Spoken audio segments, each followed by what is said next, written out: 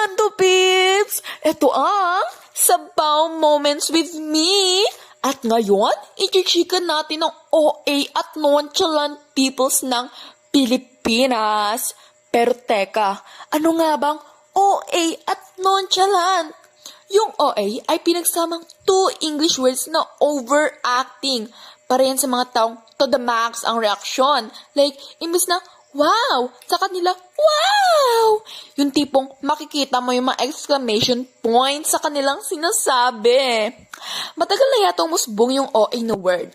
Actually, minsan nga OA ako eh. Minsan, nonchalant. Hoy! Nonchalant! Kailan pa? Yung nonchalant, yan yung term na ginagamit para sa mga taong cold, tahimik, introvert, ganun.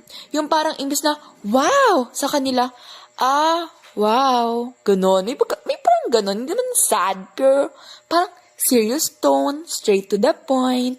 Yung tipong kahit 100 na yung temperatura sa Pilipinas, pero mararamdaman mo talaga yung pagka-cold nila. Minsan, to personas ko yan, madalas, kaibigan ko at sis.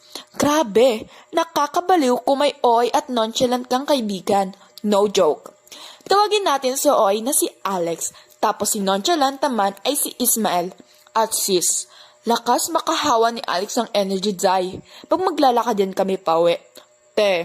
Ang daldal niya yan, tapos grabe ang syala ng facial expressions niya. At wag ka, may kasabang hand gestures pa yan. Like tipong saan neto nakukuha energy niya? Mapapagganon ka na lang talaga. Samantala, to naman si Ismael. Hindi ko alam. Ayos lang naman siya kasama. Nga lang girl, pagsabay kami mag-uwi, ang awkward. Charis! Hindi naman awkward. Nagchismisan kami. Mali. Ako pala. Chinichismisan ko siya. Paano ba naman? Nagtatanong, pero ay na timid way. Hey! Timid way. Oo, tanong siya ng tanong. Kaya, sino ba naman ako para hindi chumika, diba? Tapos, in terms of online communication, doon mo makita kung gaano kakoy at nonchalant silang dalawa, girl. Si Alex, pagkausap ko, girl, kung pwede niya punuin yung chats namin ng emojis, ay talagang ginawa niya na. Yung tipong, bawat salita na itatype ay may emoji. Legit. No joke. Like ganito, Sophie! With hindi ko mabilang na ilang I at E at mga kung ano-anong emojis. Tapos ito namang si Ismael, kung kausap ay Diyos mio, aakalain mong wala kang kausap eh. Di ko ngayon kinakausap. Siya lang naman tanong ng tanong. At sis, merong time, tinanong niya ako na, ganito yung pagkakatanong niya. Soap. Siyempre, sinagot ko ng, sabi niya, bakit okay niyan pangalan ko? Ay, Diyos mio, hindi ko alam kung matutuwa ako o mapipikon dahil nakikipag-usap siya eh. Di sinagot ko naman ng hindi ko alam. Ate, alam mo kung ano sinagot sa akin? A at H na di man lang kinapitalize. Grabe.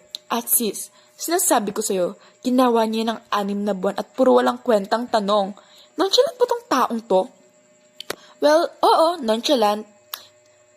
Pero parang nonchalant siya na gusto makipag-usap na hindi ko maintindihan kung gusto ba talaga makipag-usap. Grabe, Zay.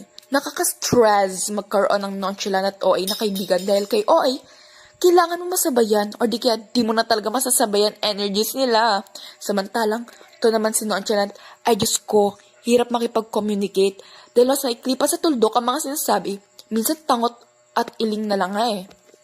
At, yan lang naman ang ilan sa Sabaw Moments with Me. Kaya, Kanto Pips, abangan nyo kami sa NSPC dahil tayo may additional chikaring sa Cebu. So,